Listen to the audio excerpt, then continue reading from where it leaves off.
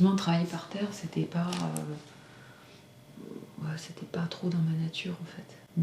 Ouais, bien que bon, gamine, moi ce qui m'intéressait, c'était d'aller chercher de la terre dans le jardin, de faire des petits personnages, des petites figurines que j'insérais après, tu vois, dans les joints des pierres ou dans les écorces des arbres. Et j'aimais bien leur donner une dimension, c'est-à-dire qu'ils soient,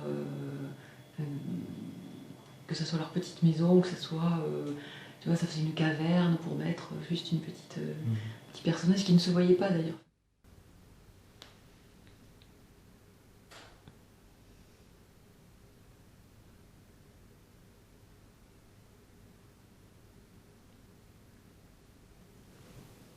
C'est vrai qu'il y a quelque chose d'un peu obsessionnel à vouloir avoir un trait juste. Pourquoi un trait comme ça et pas légèrement plus tremblotant? Non, il faut qu'il soit juste. Quelque chose qui se fait avec la respiration aussi. Parfois, j'arrête de respirer. On peut me dire il faut accompagner avec le souffle, il faut accompagner le trait. Moi, j'arrête de respirer. C'est pas une bonne idée, mais...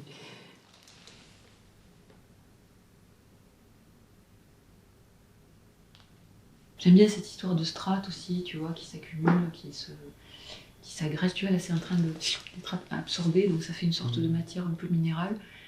Et demain, ça sera ça sera très sombre, ça sera très lisse. Et là, je vais en profiter pour essayer de voir ce qui apparaît, de faire mes personnages, là, les silhouettes.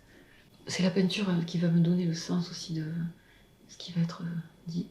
Et l'important, c'est que la ligne ne suive pas la couleur. C'est-à-dire que, tu vois, ça soit pas là, dans le bleu, que ça soit décalé.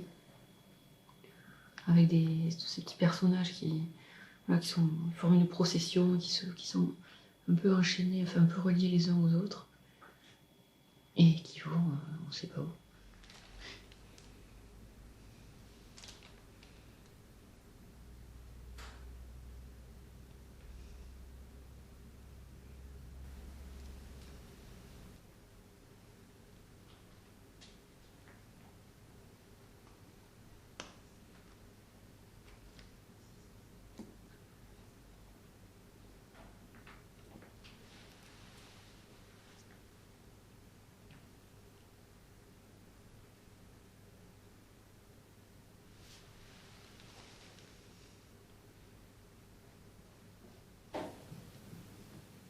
Ce sont des personnages qui sont toujours aussi reliés, enfin qui relient la terre et le ciel, qui sont comme des axes comme ça verticaux et qui, tu vois, qui sont entre la terre et les terres et qui sont le lien physique et matériel entre ces deux éléments et qui se déplacent à l'horizontale, on va dire, qui ont ce mouvement de la gauche vers la droite, comme l'écriture, enfin pour moi.